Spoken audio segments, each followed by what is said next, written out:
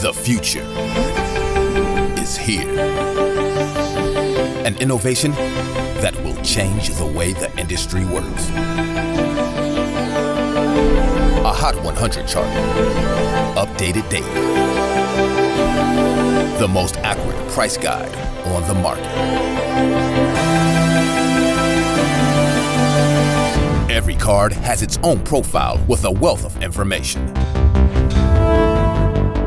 Know the precise, real-time value of any card in the system. On demand.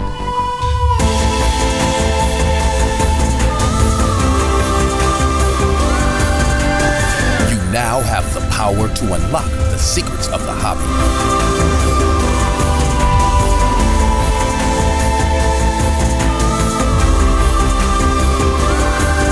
The game changer is here.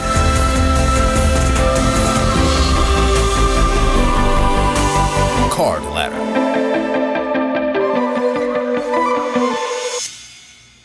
Welcome back, everyone. Hour 2. What's up, Rodman? Bay. That's cute. Hour 2. What's up, Jurg? What's going on? Dude, Jurgen, how hard is it to buy Pokemon cards right now? Freaking impossible. Yeah, man. LeBron shirt. I got this after their second championship. Gotta represent.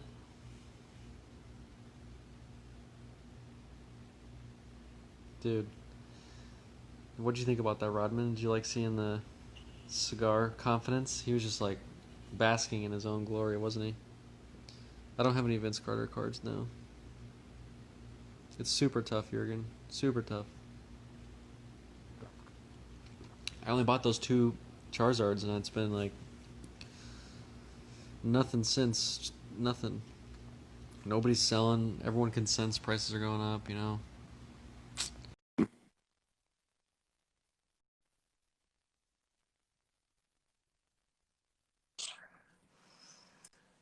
Oh, snap.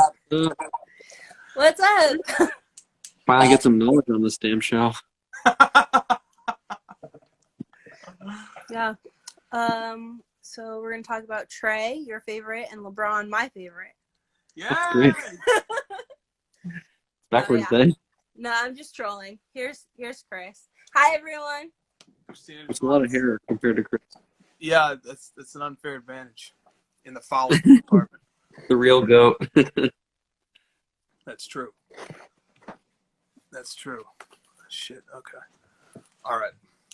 All right. Yep. Thank you. Christina knows how to set stuff up, so she figured out a way to prop up the phone so that I can show this cool backdrop with National Treasures boxes and stuff.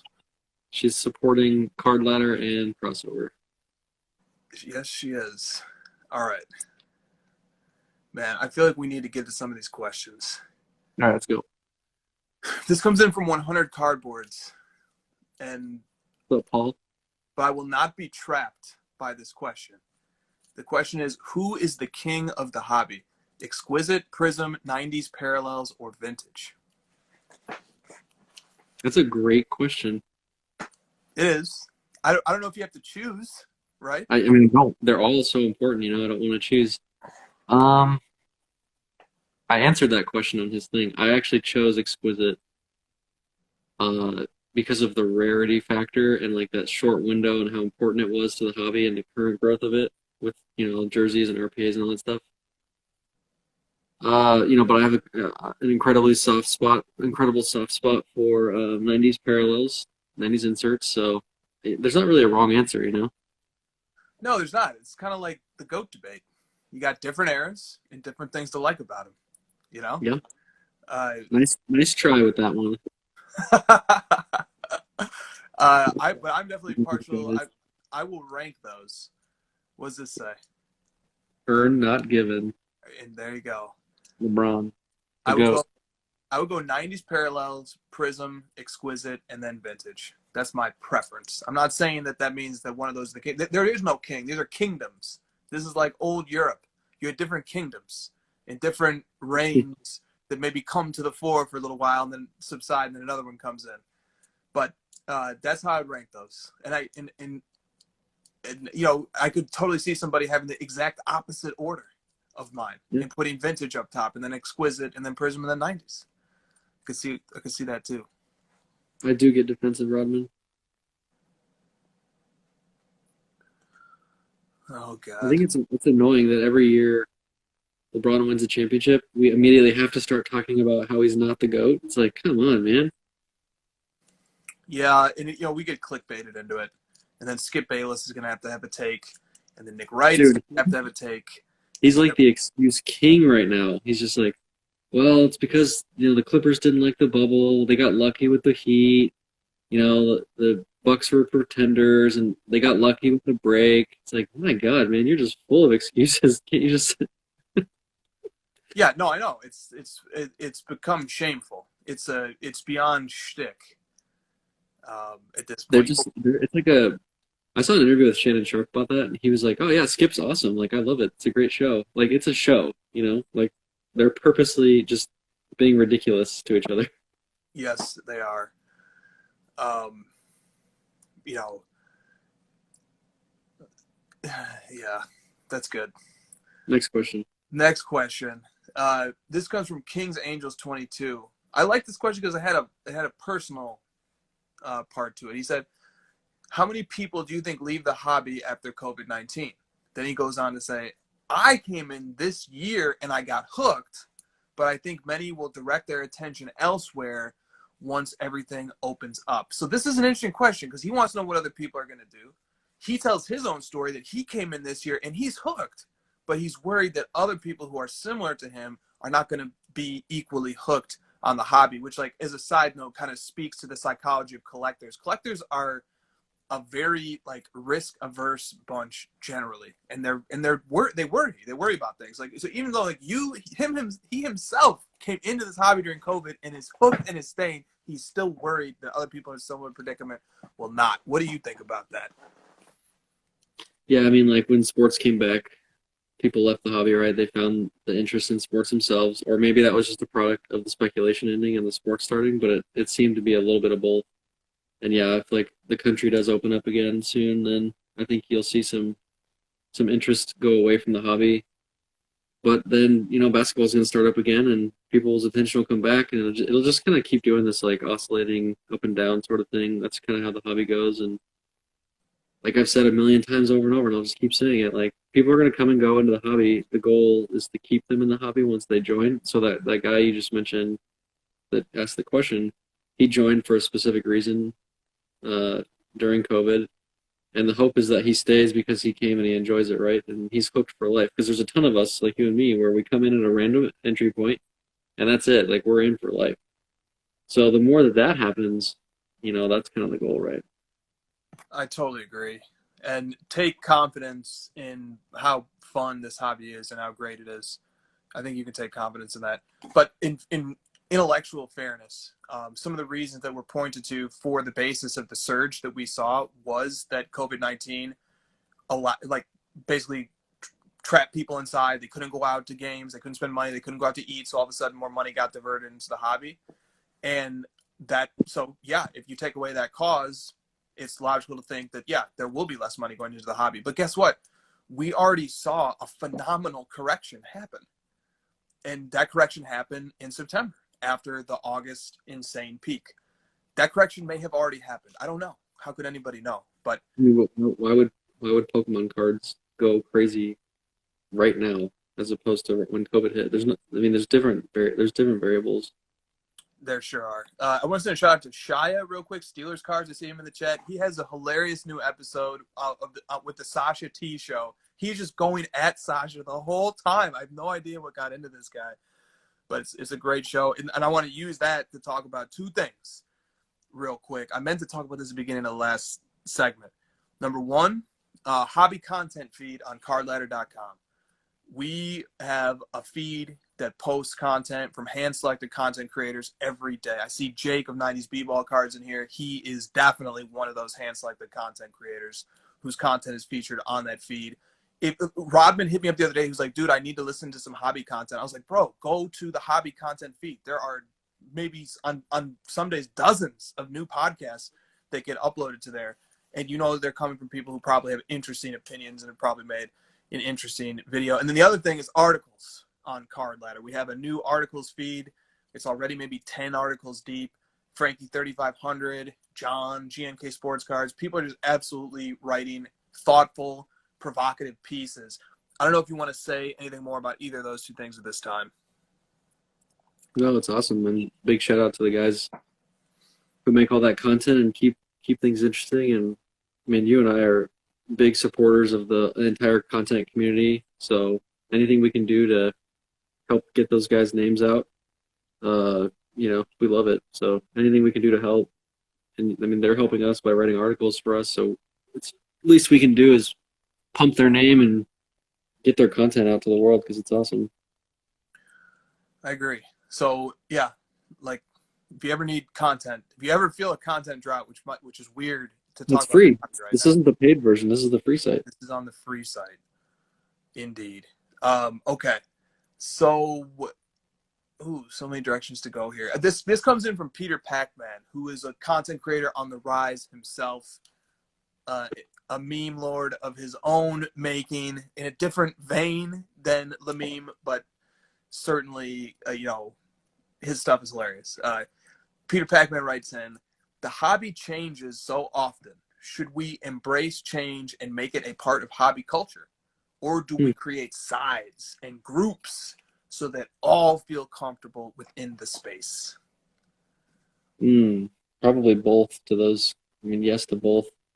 You and I have talked about the second response to that a lot. It's like, kind of find your group, find your niche, and kind of go in, go forth, my son, and go do that thing and have fun. And we've seen that way. People are settling into different areas, and new ones are popping up like Pokemon right now, and I'm sure a lot will settle into that. I'm sure we saw this big soccer spike, and then it went back down after the hype died, but I'm sure a lot of people stayed, like I still see people talking about soccer, so some people nestled into that and are probably thrilled to see the prices go down and buy some stuff. And, basketball, football, I'm hoping a lot of people join football after we talked about fantasy football stuff, and the change is, as more education comes in, more awareness comes about of what's out there, and then after that, it's like the settling in of what people like the most, so both is so right. We can be part of a bigger hobby culture. We can embrace different little changes that happen in the hobby. Like you have to be able to do that or you will get passed by. But we can still occupy our own lanes and we can have our own areas of interest. But I like the macro question, like sociologically, what do we do? How do we identify ourselves? Do we have to pick a side, or can we just be part of the general hobby movement? Like, well, you're going to find out if you don't pick a side will be assigned to you based on who you run with. How we talk about if you're really wanting to invest, try to find players or sports or whatever that have a strong collector base. Yeah. And it's so funny because like that even happened with just myself, where I got distracted by football and Pokemon and tennis cards and all this stuff, and now where am I? Back to LeBron. Back to number one. Back to what I really want to buy, and I've always wanted to buy. So it's kind of like that's the answer to his question, in that like people are always going to go back to what they really want in the end, no matter what. And those are the things you need to be like. What are the ones that people are going to settle on? What are the areas of the hobby that people really want to be long term? And it's kind of the same answer as what we started with. It's so true. And, there are people who are successfully navigating this market, and they're going to make 5 figures by maybe getting a little bit lucky, maybe being smart on Pokemon flipping, on soccer card flipping, on football flipping, on basketball prospecting, on baseball prospecting. People make money in the hobby every day, a lot of it. And then they put the money back into the hobby. Where does it go? Where does your dollar ultimately stop in the hobby? What player does it stop with? What player does the money go into? And then, oh, no, I'm not flipping this one. This one stays with me. Yep. End of the road cards. Yeah, exactly. Iconic Card Collector has another good question for us. He said, would love to get your insight on the upcoming holiday season and how it has historically impacted the card market. The hobby has generally gone down during the holidays, right? But someone pointed out that Pokemon always goes up during the holidays because Pokemon has like a really strong like gift giving sense, because it's like meant for kids, and sports cards generally go down because people are focused on their families and their kids, and sports cards are more for adults. I guess that's kind of the only like insight I have on that. Yeah, and it's weird because the season for, in particular, basketball is way out of step with what it usually is. So if you're studying basketball trends over the last few years, let's say, those trends are influenced by performance and by play that's happening. And like normally the NBA season is getting ready to start right now, and it would be starting in 2 weeks. And in fact, it just ended. So that throws everything out of nothing's normal anymore. You're not going to be able to easily look at history and figure out what's coming up in this holiday season, because like Prism would be getting ready to come out for basketball, and like that literally impacts how people spend money because they save money to buy into breaks and like rip Prism wax and stuff. But the thinking behind the holiday dip, or in Pokemon's case, the holiday peak, is that people are spending money on gifts, and loose money that might go to a card in the month of December is instead going to go to a gift for someone's child or something like that. So that's like the basic theory behind it. Okay. This is a fun one. Well, it's just kind of a weird one. Catalyst Cards says, why are Dwayne Wade cards so cheap? Which I don't know. His Topps Chrome isn't cheap. I'll tell you that. His Topps Chrome is not cheap at all. But do you have a theory on maybe why Dwayne Wade cards might be cheap? He had kind of a short peak, like 2006 when he was the leader on the championship team. And then a couple of down years, like they didn't make the playoffs and stuff. And then LeBron came, and LeBron was clearly the alpha. So, the hobby isn't really kind to betas on teams. It's just kind of how it goes. And then, injuries kind of slowed him down, and he retired, a couple of years before LeBron hit his peak, as it were. Yeah, the peak that keeps peaking. Right. And he's always just going to kind of, like, fair or unfair, be compared to LeBron. They're same rookie year, they're friends, same team, in a few years there. So that's kind of unfair to him. But, I mean, if you like Wade and you're asking me this question, you maybe think, like, he's undervalued and, buy his cards. I think he's pretty decent buy. You're just not going to see the sort of, like, same rise on guys like that than you will with like Jordan and LeBron. It's just, fair or unfair, that's just kind of how it goes. And I think he has a pretty decent collector base though. Like I think he has more collectors than maybe compare him to like Kawhi or something, where Kawhi doesn't really have a strong collector base and Wade does. So I think he's a pretty decent buy. Yeah. There's like this Miami Heat thing going with him too. And Miami has a lot of love for Wade. I know Miami-based collectors who have Wade collections that are pretty impressive. So, I don't know. What's cheap? When a question like that comes in, we need more details. What card is cheap? Like, which one? Like, tell us which one, and that can help us maybe answer that question. But, like... It's 2016 Prism Gold. That's cheap. Okay. Well, then you can think about that. Why is that cheap? Right? Because it hasn't sold in 6 years. Yeah, right. All right. I just wanted to flag this one. UD Black Collector says, we're seeing more concerning Kobe/LeBron custom patch cards on eBay with a lot of bids. Trash. Bad news. Can't you just tell looking at them? I know maybe it's easier for you and I because we've been in the hobby longer, but you just like tell the listings look like shit. The pictures are garbage. Like the cards look fake to me. Custom now, like trash. Custom cards are a big problem. In the People like them. I hate them. I do not like them. Yeah, I don't begrudge anybody who likes one, but they are a problem if they're being misrepresented as something that they're not. I think they're cool if like you have someone make it for you, like you hire an artist to paint you a painting, right? But Or like, Miro.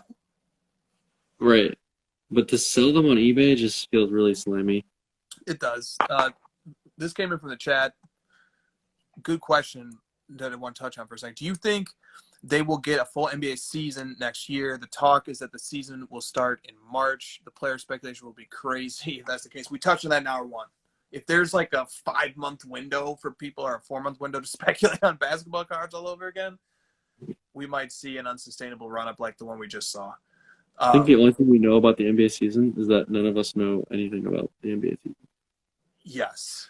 But I remember this. The NBA was an absolute trailblazer, no pun intended, when they established the bubble. They established protocols. Yeah. They brought in their players, their employees, their staff, their owners, the commissioner. Everybody was in the bubble. Media.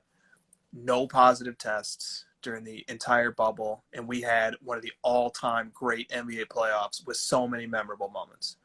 So if ever there was a professional sports league that I was confident in that would be able to get their next season going properly and that they will do it even, against the odds with a lot of pressure on them, I think the NBA will do it, and I trust them. After what we just saw, I trust the NBA. 100%. Next season's going to happen, and when it does, it will be done properly, and it will be a great season. Yeah, I've always said that like strong leadership is the most critical thing to success of a business, and NBA has extremely strong leadership, and they've proved it over and over again for the last 10 plus years with Adam Silver, and their Players Association led by Chris Paul. It's the proof is in the pudding. So there's nothing, like you said, there's nothing that should give us any concern just based on what they've shown us so far. Yeah. Okay, let me throw this question in since it's on the topic of speculating on basketball players. Drake's Sports Cards says, better investment next season, Devin Booker or Jamal Murray? I think Jamal, but I'm curious about your thoughts. Well, do you have any? I don't know. They're both exciting guys. I can't really pick one. I guess I would probably pick Booker because I'm a Suns fan. Yeah. The But the Suns Nuggets were amazing in the bubble. Yeah. But you know what? They were amazing at the start of last year, too. No, people don't remember that. They were a 4 seed for a while. Yes. And they have a good team, right? And then, the Ayton thing happened. But the Suns do have a good team. Maybe the chat. All right, so we have some people in the chat weighing in. Hardwood Cardboard says Booker. Yam Wax says Murray could get 50. Booker could go for 70. That makes me think about something. The fantasy is better than the reality. Always. That's what makes off seasons fun. That's what makes collecting goats fun. Is we get to imagine and use our creativity to embellish when we collect. And then ultimately it happens and it can never live up to it. So in collecting, especially when you do a deal, right? Like when you do a sweet deal, the best part of that is when you're negotiating it and you agree to it and then it's in the mail. That's the peak, is just the anticipation. So bear that in mind. All right, so we got Book. Rodman is sold on both. Vote for Murray. We kind of have a pretty evenly divided segment here. Booker has gone for 70, indeed. Jake says Penny is the best 2021 prospect. I don't even know what that means. People really want Booker to work out. There's like a strong contingent of the hobby that's been pushing Booker for 2 years now. What do you think about that? Do you think, I don't know. They have a lot of his cards. Yeah.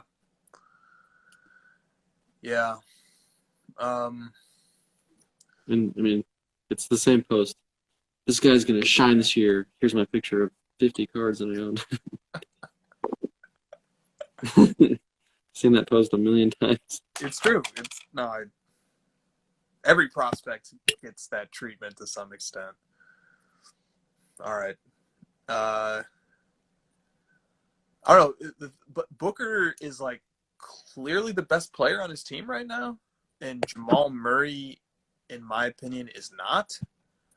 So factor that into what Josh said a little bit ago about betas maybe not getting all of the respect that the alpha does.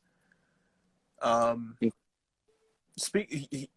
great Yamwax is in the chat. He wrote in a great question, an open-ended question. He said, where does the hobby need innovation the most?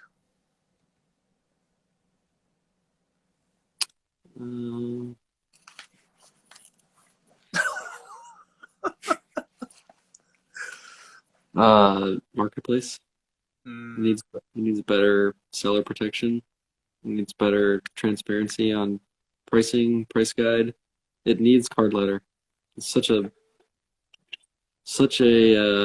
selfless plug, but that's okay.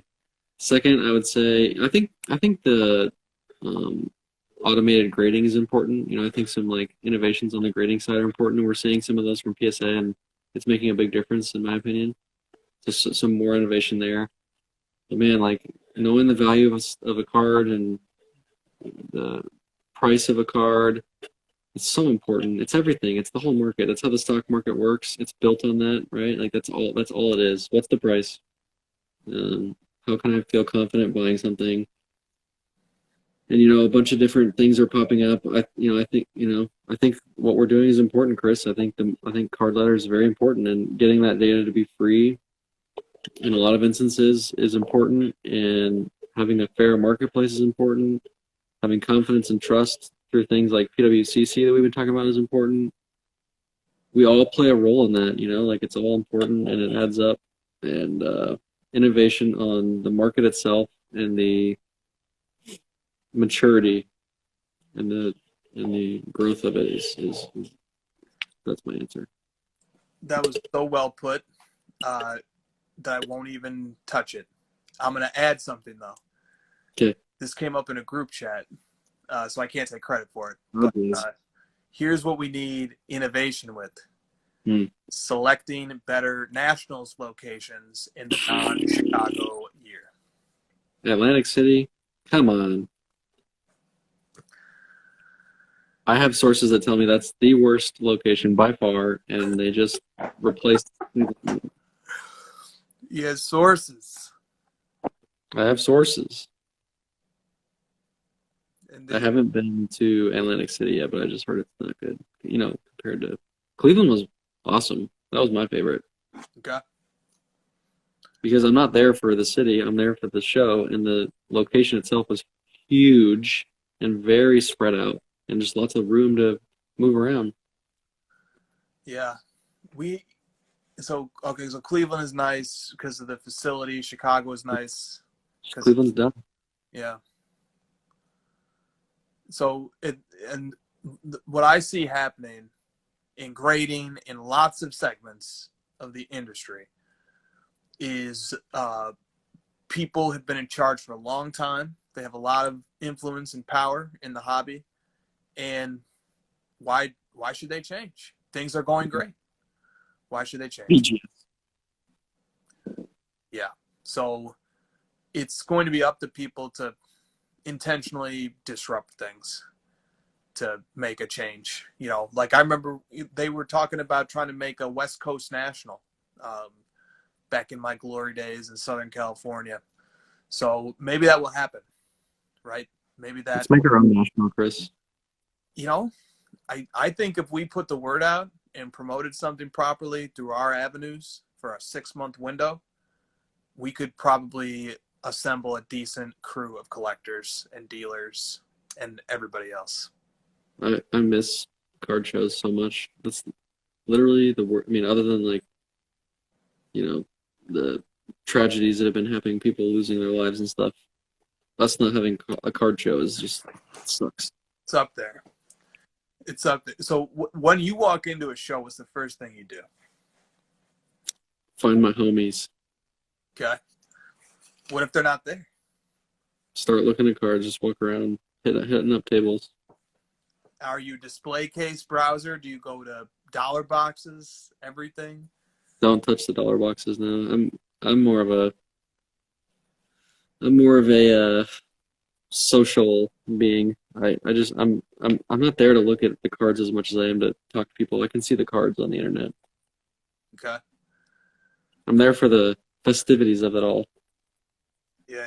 Dude, Vegas would be sick. Vegas would be freaking awesome. San Diego would be cool. Vegas San Francisco would be cool. Fantastic. Yeah. Vegas is like meant to be.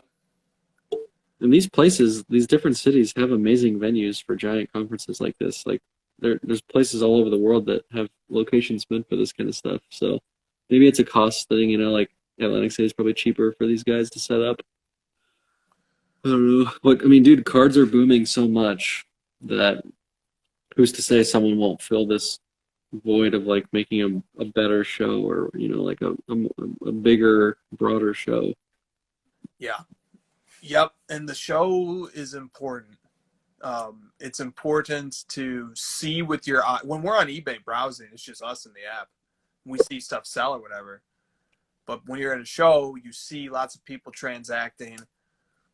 Dude, the last few shows I went to was actually a little bit anxiety inducing because, when you get there early, like the race is on to find the deals. And so, you just hope you just land at the right table. If that there might be a steal at that table or whatever. If you show up 6 hours in, as we've done many times, like the place has been picked over 5 times. Are you going to Dallas? You guys are still going? Yeah. Oh, man, I can't wait. Dallas is gonna be amazing. Dallas is gonna be sweet.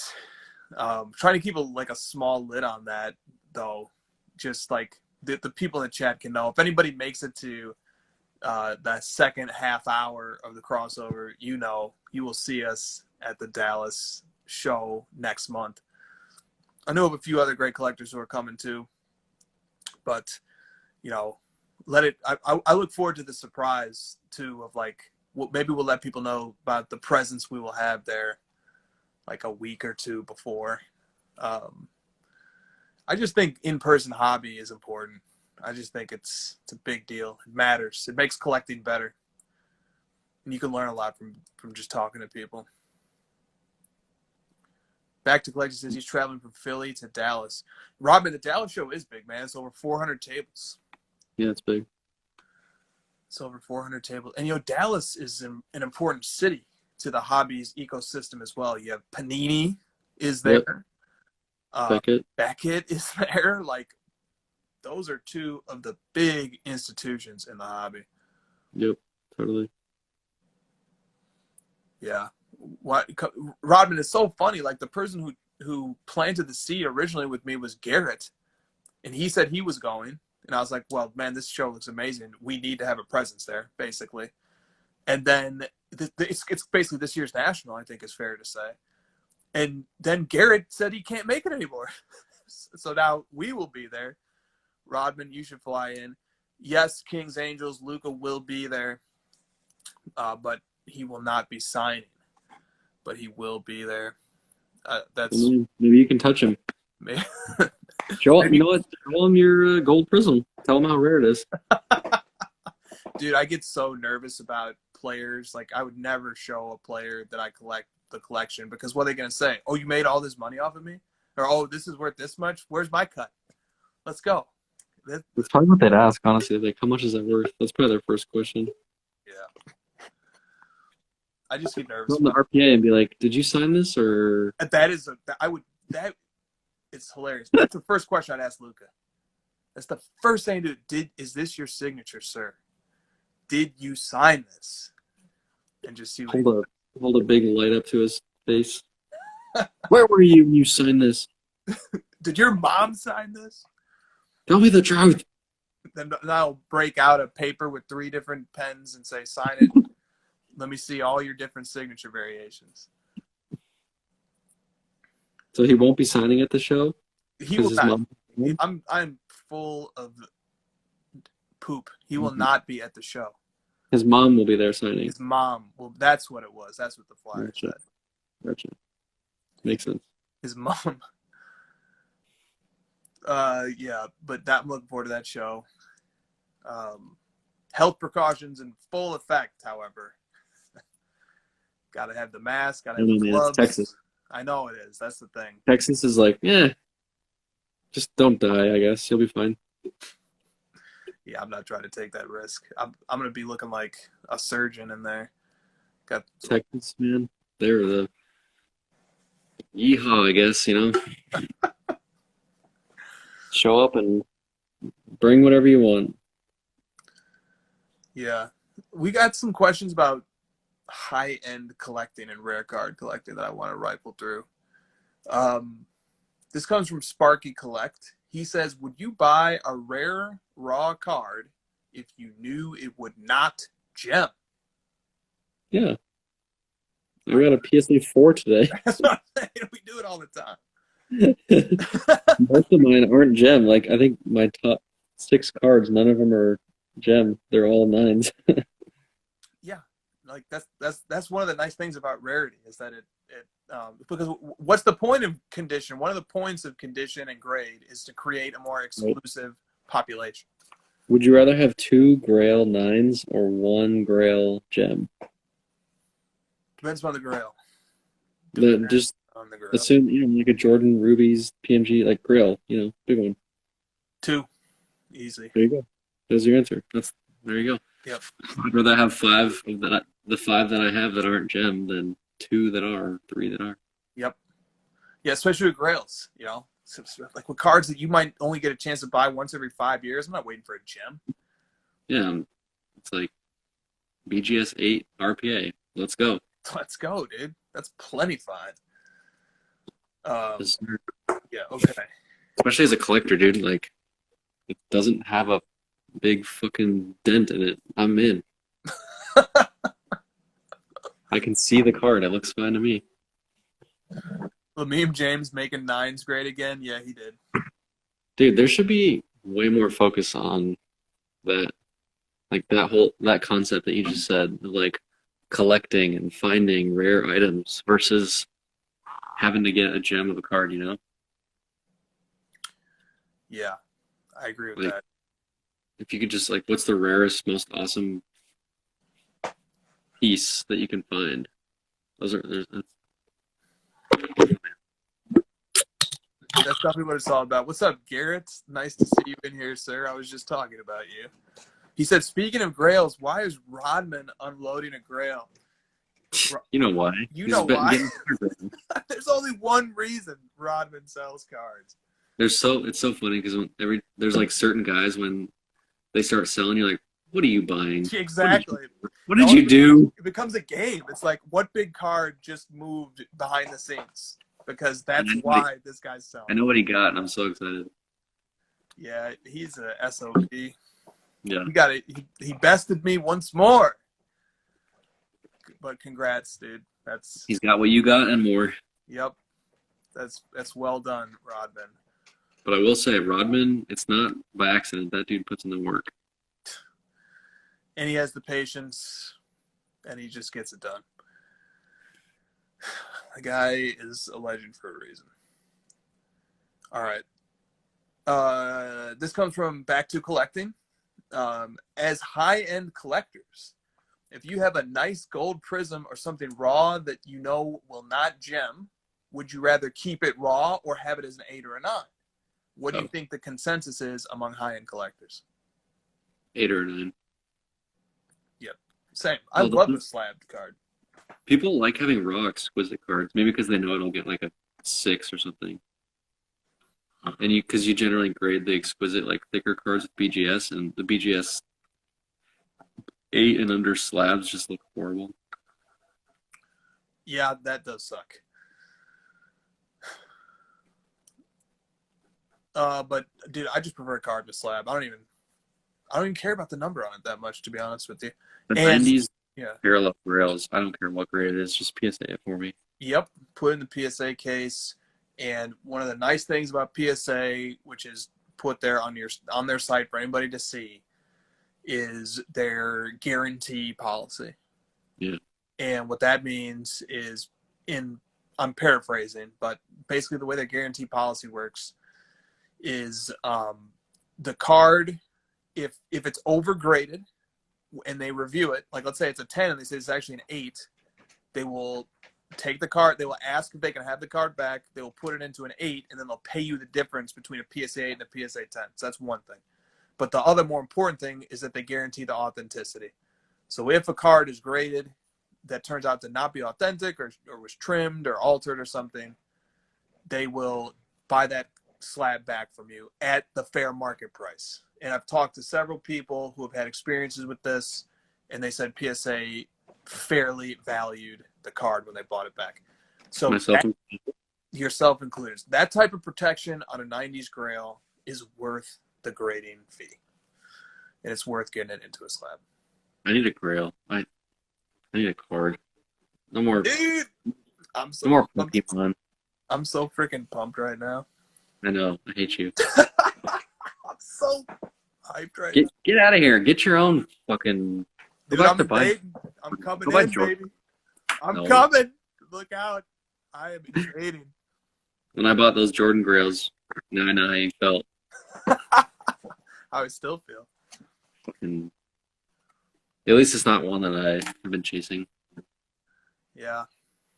I'm glad I found my own little one that I like. Get it. This comes from Back to Collecting again. He sent several good questions. He said, I'm debating whether to consolidate and move up the ladder or not. I like how you and Lefko created this move up the ladder thing when you were on his pod, and then he made like a viral video out of it. He said, I'm debating whether to consolidate and move the ladder or not. I see the consistency and the value of better cards, but I like the thought of selling up to half of the player. Let me start the sentence over again. I see the consistency and value of the better cards, but I like the thought of selling up to 50% of a player and hanging on to the rest, which I obviously can't do with one big card.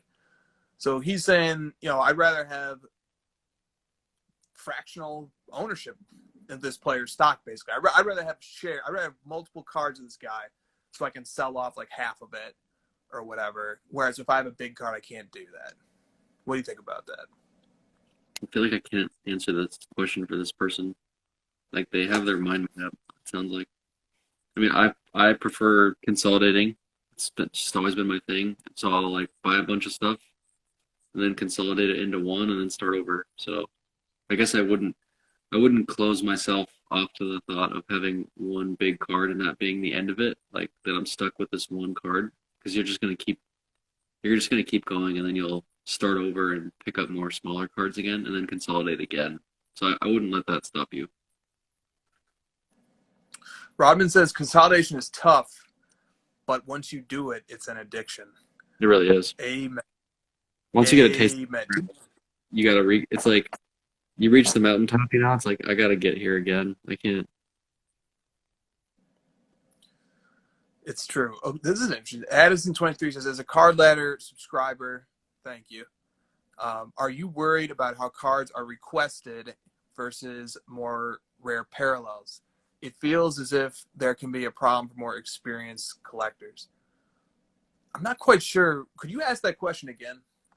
Do you know what that question is asking? Maybe he's asking, like, how do we balance adding cards that are highly requested versus adding rare cards that collectors own? I think that's why we made the My Collection features, that you can add whatever you want. I mean, we try to balance adding cards that more people own, and we sprinkle in the rare ones kind of for fun and for the balance of the thing and being unique. But like, in general, we want to add cards that more people own so that we have more stuff. We just cover more ground. And then My Collection sort of fills the void of, I've got this 101 or this like out of 5 or whatever, that like, yeah, like, it doesn't really bring us much value to add that to the ladder when you're the only one that owns it. But, go nuts with it on My Collection, track it yourself, have fun with it. Track yourself, set up your own predicted value. You can use our software to do that too. Totally. But we love adding the rare ones, especially when they're coming up at auction. Yeah, no, the rare ones are a lot of fun. And, if outside of being able to look at the card ladder profile for a rare card, it's tough to find historical sales data that's been curated properly on that stuff. Yeah. Garrett says, thank you, Card Ladder, for telling me an 8.5 $98.99 preview refractor MJ sold because my daily collection value jumped up big. And I still think, like, I can't believe So that's a third-year Jordan Topps Chrome refractor, and the last Jordan Topps Chrome refractor.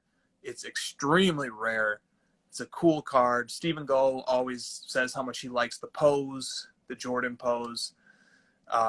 It's just a sweet card, and it went for cheap in my opinion, even though it was a record high. But Garrett says, I like the tweaks that you're making as well, and I'm super bummed that I can't make it to Dallas. I wish you were coming to Dallas too, dude, but thank you for everything, bro. You are an absolute hobby goat. We got some cool stuff in the works this week. Oh, yeah. I showed you today. It's going to be sick. We got something so sick coming on Monday. Oh, my God. Oh, my God. I don't even want to say anything because everything we do gets ripped off. So we'll just wait. And it can come on Monday. And you will Everything we build gets ripped off. It does. So. But we're cheaper. That's true. We're cheaper. And guess what? Even when the market wide was going down, Card Ladder was showing you 10 to 12 cards every day that were setting record highs. And it's important to know that there are always pockets of the hobby that are thriving. You just got to find them. The money's moving around. The money is definitely moving around. And there's some cards that just don't follow the trend. Some cards have their own collector bases. Someone asked, like, why are, who did they say was going down? Lamar Jackson or like basketball? Because people are buying the shit out of Pokemon cards right now. So true. And I know a lot of sports cards dudes that are diversifying into Pokemon. Yep. So there you go. That's one of the inherent risks as well with focusing on cards that are seen as commodities or investments, is that if they see a better investment, they're out. Yep. What's the best investment today? Don't care about what happened yesterday. Yep. Hockey card. There you go. Want to play that, but a lot of people like to play that game, right? They like to play that. So have fun. There's nothing wrong with that. Just be careful and know that not all cards have the same trajectory. Like different types of people buy different types of cards, and they mold their market. But I'm buying basketball. Lots of it.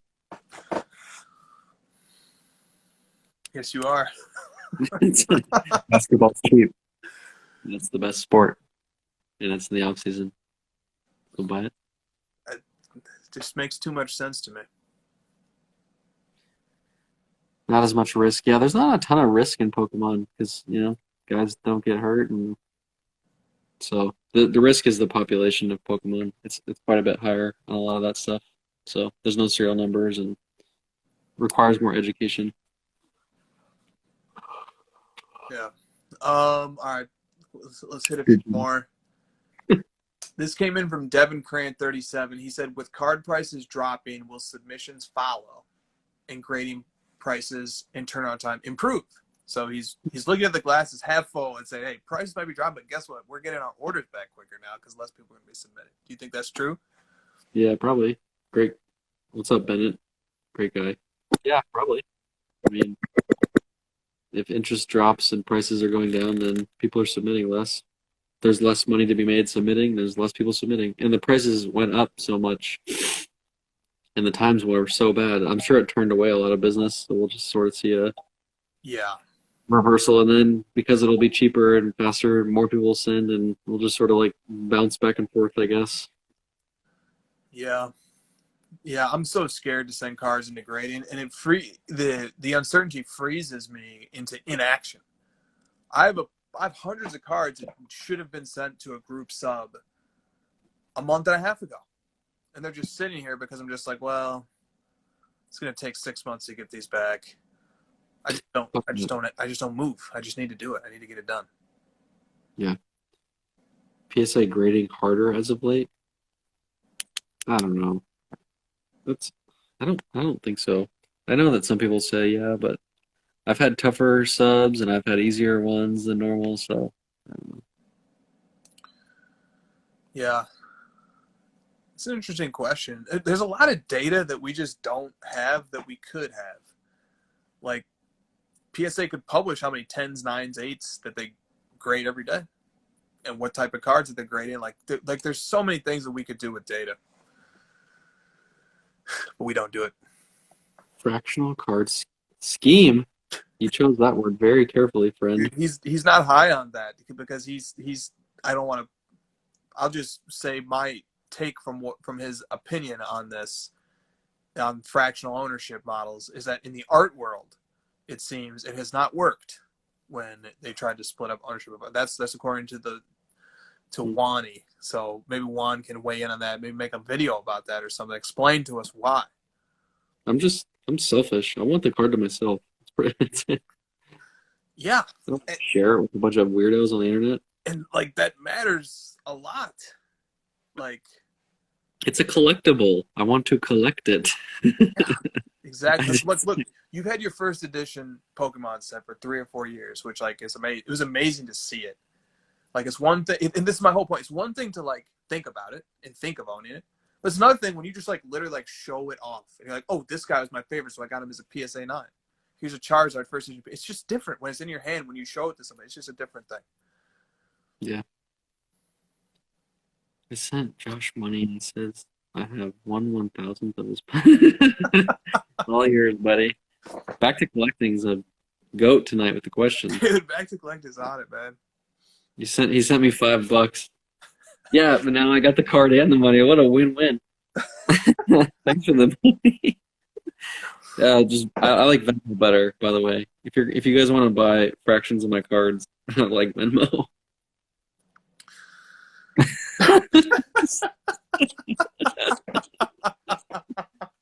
What's up, Rodman? Oh, you might be right about that. It might be, you might be too bullish on that even. Mario Pikachu. I remember that card. It's pretty funny. Yeah, no more Pokemon. Dude, Pokemon is what's going on right now.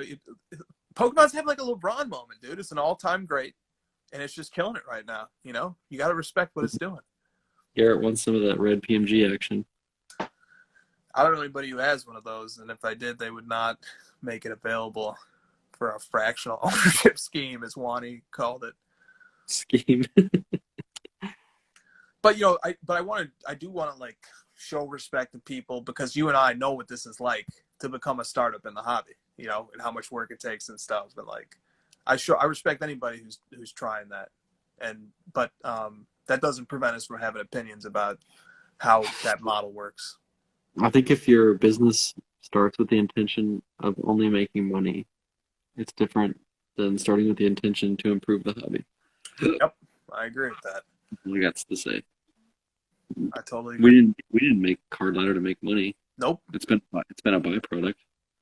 Indeed, it has.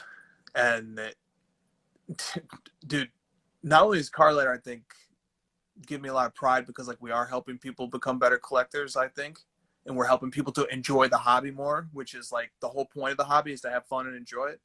But man, I don't know about you. I think this is true. I learned so much about the hobby by doing Card Ladder. It's a never-ending educational experience. I learned about so many new cards. I love seeing what cards people upvote. I love seeing what cards people buy. It's just it's amazing to learn. Shout out to the headlines. Headlines are fun. We need to start reviewing those, you and me, every day. What do you think? I think that's a pretty good idea. I think that's a great idea. What do you guys think? Should we start reacting to daily news in the hobby? Yeah, that's a fun question. That's a nice poll question. I think that would be a lot of fun. I love headlines too. Headlines are so much fun. It's just like, oh, this card set a record high and it's up 2,000% over the last 3 years. Dude, that's the hobby, man. That's the freaking hobby. The hobby is just amazing. How passionate, how much people love cards, how badly people want cards. We were talking to somebody not long ago, and he was like, "Man, people might choose their cards over their kids, you know." And don't people don't do that. Don't do that. But that is how much people love cards, man. Dude, Putnam says he wakes up in the morning, checks his Card Ladder daily email. If you enjoy that, you got some good news coming, my friend. Because everything that we're coming out with next is related to daily content, daily updates, notifications, keeping you up to date every day. That's what we're working on. Yeah, dude, you are gonna love it. Whatever is coming out early next week. Whew, you are gonna love it. Can't wait. Dude, we add so much shit and the price never changed. It never We changed. we could easily raise the price, I feel like. Yeah, but Not gonna do it. if it ain't broke, if it ain't broke. I just like building new stuff. Honestly, like someone asked me why I'm an engineer. I just like building stuff. And you like analyzing data. Like it's pretty simple. Dude, it is. That's what's beautiful about it. That's what's beautiful about it. It's a natural fit. Yeah, Putnam. I can't wait, man. We're so excited. We just got big stuff coming. Big stuff. Putnam, we need some more content from you, man. Get back I on just the mic. Get back on the camera. Yeah. What is the price? It's $15 a month. Or And we have even better for you. Sorry, go ahead. Oh, I'm sorry. I just want to say, or you can get an even better rate if you sign up as an annual user. And we have a free site too if you just want to check it out. You don't have to, and it's free trial too. Like we try it out for 7 days. If you don't like it, peace out. That's so true. Like the free site, man, is like, it might be one of the hobby's better kept secrets. Like when we see the analytics data, it's unbelievable. I just love to see people getting a lot of use out of it. But like, I don't know, man. If you're just like, hey, let me have some fun in the hobby. Like I just want to go enjoy the hobby for a minute. Go check out the content on the content feed. Go read an article. Go browse. Go just search a card, dude. Just type in something, a set, a player. Just this hobby is just a blast, dude. Dude, Putnam, if you need a guest on your podcast, you're looking at two weirdos. Two huge. On any podcast. Wish there was a way to gauge a price on MJ's movies. No, dude, no, dude, you're so right, dude. It's one of the great twisted ironies of this project for me personally, from a research perspective, that Michael Jordan cards are the hardest ones to predict, because I love doing predicted values, and I've tried to use the base version of inserts to predict the PSA 10. The prediction on the Superstars die cut PSA 10. It said the card is worth $1,500 and it sold for $6,000. Like, it's just, Jordan inserts are super hard to predict. I hate it. It frustrates me. It's like a sick humor the hobby gods had. Like, yeah, the one guy that you don't get to predict is Jordan. So nope, you don't get to know the values of those.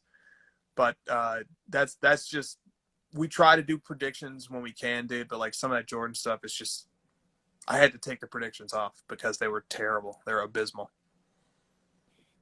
Well, everything you guys say in these chats, like we pay attention to it too. Like people complain about something or they want something done, they want some new card added. We pay attention to all that shit. We do. Well, Garrett, dude, feed me some MJs, dude. I always like to sprinkle in some MJs every now and then. Feed me some MJs, bro. The funniest part about card ladder especially recently, is that someone will message me and they're like assuming that I'm gonna be like an asshole or that I'm not gonna respond or they're gonna get some generic response, and then I like do exactly what they want right away and like message you to add a card and it gets added and they're like, oh shit, you're like a real person. Yeah. Yeah, I mean, it's not like we're some big corporation. It's just me and Chris hammering out cards. Yep, that's it. That's it, dude. Just grinding. Just a daily grind and having fun, honestly. Having a lot of fun.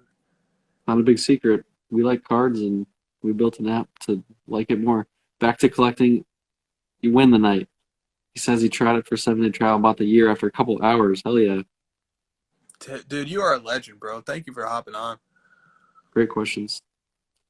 Bye, MJs. Does Jordan ever lose? No. Jordan never loses value in the relevance. I mean, he'll have his ups and downs in the hobby just because of the market itself. It's not his fault. But like I said, when the rubber meets the road and someone puts a gun to your head, what are you buying? A lot of people are saying Michael Jordan. Yeah. Yeah, and it might not be that way forever, but a lot of us who like Jordan, who like LeBron, who like Kobe, we're in our 30s. Like in a lot of ways, we're just getting started. So That's the crazy part, man. That's like the marathon, man. We're just getting started. yeah, it's hard to like think about that too, because I like mean, you're old as fuck, but yeah. yeah, I mean I got one foot in the grave, but it does feel like the hobby has just always been there now, having been in it for like 4.5 years, but but really we're just also like infants in a certain way too, and Yeah. there's so much to look forward to. Yeah. I love watching LeBron watching The Last Dance. I love that. I love that too. I wish MJ was a little more diplomatic with him, man. Like, dude, LeBron is the freaking best player in the world, bro. Dude, he's so competitive. He just can't give him an inch. He can't, dude. He can't. He's like, no. Bro, put LeBron in your documentary, dude. What the hell? He's The not guy gonna loves do you, it. man. He made the documentary to spite LeBron. Yeah, he did. He was trying to make it come out during the finals, dude. I mean, I kind of like that, right? Like, I love LeBron. I wish Jordan would give my guy just an ounce of credit, but that's just MJ, man. You know, he's not going to change who he is. This is what you get. Dude, his teammates, all those guys hated him, a lot of them. You could just tell, like, they couldn't say it, but, like, Will Perdue was just like, he was an asshole, man. Dude, What do you want me to say? dude, you know Steve Kerr hated him too. Oh, yeah, dude. And Kerr was trying his best to be nice. He's like, yeah, we bonded after that. After he punched you in the face. Yeah, dude, come on. And he's like, did you guys talk about your dads? Because he had that similarity. He's like, no. Nope. We tried. No, not really. Jordan wasn't.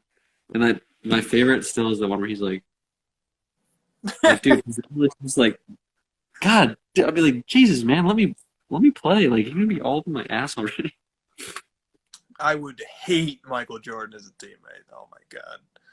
But, and I mean, he said it best in the doc. I just finished Last Dance for the third time. It's fucking amazing. It's just amazing. I love that content. He said there's two things. He responds to, like, you know, maybe I'm not your role model, right? Like, maybe, you know, if you don't like what I say and what I do, then, you know, maybe I'm not for you to follow. That's fine. And then also he says, which is great. Like, I love that self-realization. He says, you know, you can criticize how I won, but, like, you've never won like I have. So, you know, who are you to say how it works? It's true, right? It's true. Like, Aaron Rodgers recently said something like, right? Aaron Rodgers came out and said, like, my bad years are other guys' best years. It's the truth, man. Like, True, dude. you don't want to hear it. You don't want to hear it, but too fucking bad. Like, you're not Aaron Rodgers, I am. And dude, knowing the scrutiny that these guys come under, I totally get them saying that. Like, oh my god, you can ignore people, you know, slandering you, but, like, you know, it's out there in the world, and, like, at a certain point you're justified to say, like, nah. Yeah. Like, nah. And dude, the amount of, like, skill and determination and self-confidence it takes to get into the top echelon of anything, you kind of gotta be that way a little bit. Yeah, I think that's right. I think If you're not a little bit crazy and a little bit overconfident, then you're probably not gonna make it anyways. Speaking about being a little bit crazy and a little bit overconfident, Putnam Card says, what are we going to do about at Sports Card Invest? Oh my god, dude. That guy, I don't make posts shitting on other accounts ever, and I did with But that. you did. Give me a break, man. Are you kidding me? What a goober. This guy makes posts of other people's cards, tries to pass them off as his own, and then uses that as his platform to sell his content on memberships and what cards to buy. Like, dude, you want to talk about having a resume and, like, people trusting you? If the first thing you do is just steal other cards, like, bro, you got nothing. He's got more followers than I do. What the fuck? Dude, he's coming up on like 20,000, man. He'll post like a sick card. Like, he's posted your cards, right? Like 5 of them or something. Like, And I said something to a friend. I was like, man, I'm honored that this dude's stealing my cards. That means I got good cards. right. That means, yeah, you have cards that will give him more followers if he What posts a bum. What a bum. Is anyone like this dude? Who is this guy? It is, man. Like, it's just, and dude, it's a thing, and it's not just in the hobby either. There is people who take content and build entire social media presences, platforms, like, around just taking other people's content. Boo. It's bad, dude. It's why I finally get why Spinotron has his name on every card that he posts. Boo. Boo that man. He's probably making a ton of money too. He's obviously paying for followers, right? Like, he doesn't have like an organic 20,000 followers. There's no way. But someone's paying this guy. Someone out there is paying this dude for advice. Yeah. So don't post pictures of other people's cards without their permission. Can we agree to that as a hobby rule? Don't do that. Don't do that. And even if you are going to tag them, still ask them before Get you the permission. Yes, get their permission. You know, the cloud chasing just... Or better yet, get your own fucking cards. Yeah, well... Be a man and flip cards like the rest of us. What, do you think there's shortcuts to this? Yeah, you think it's easy? You think you just He revolutionized the hobby? Putnam, send me that article. Give me a break. I've seen He this article. he revolutionized how to steal content. What a genius. Yeah. Social Dilemma of Cards. I see you. That's a great documentary. Social Dilemma of Cards. Anyone still hanging around right now? The 40 people still watching are just like awesome people at this point, so we're all just going to start joking around. They're just like us, dude. They're just people who can't get enough of cards. Like a 40-person chat of going off the rails right now. I'm a man. Look at this guy. Garrett, I'm a man, I'm 40, and flip sports card. Let's go. At least my cards are fire on his platform. Yeah, I can. Look at all these rumors. This is so great. He once said Kevin Knox is a great event. You know what? He's no Lonzo Ball, but not Kevin Knox. Or he's no Miles Turner. Justice Winslow. He's no Justice. Winslow. You know, he's no Justice Winslow, but Lonzo Ball's my favorite. Yeah. Justice Winslow. Jesus. Rodman and Garrett are going back and forth about what they're drinking right now. Dude, Rodman said it. He goes to the National just to get drunk. I can vouch for that.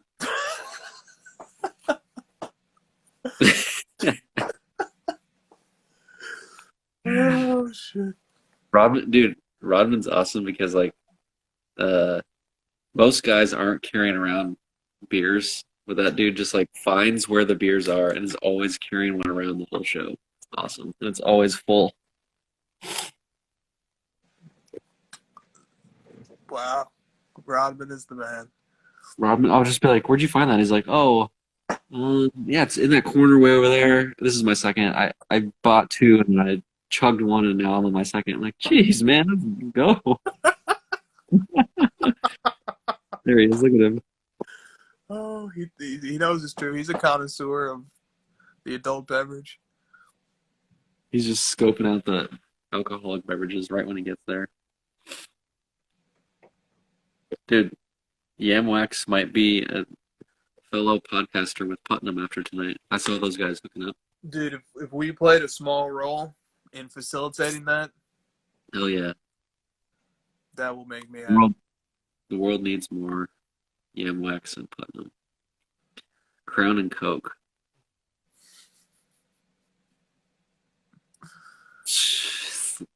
They're having their own little chat. All right, you ready to bounce? Yeah, man. Good chat, guys. See you guys next week. See you guys next week. We might be seeing you guys more often. That is a very real possibility. Later, Chris. See you, buddy. The future is here. An innovation that will change the way the industry works. Hot 100 chart, updated daily. The most accurate price guide on the market. Every card has its own profile with a wealth of information. Know the precise, real-time value of any card in the system. On demand.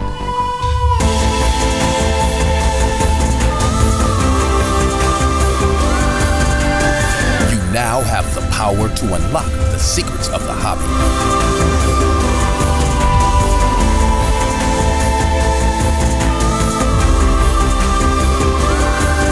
The game changer is here.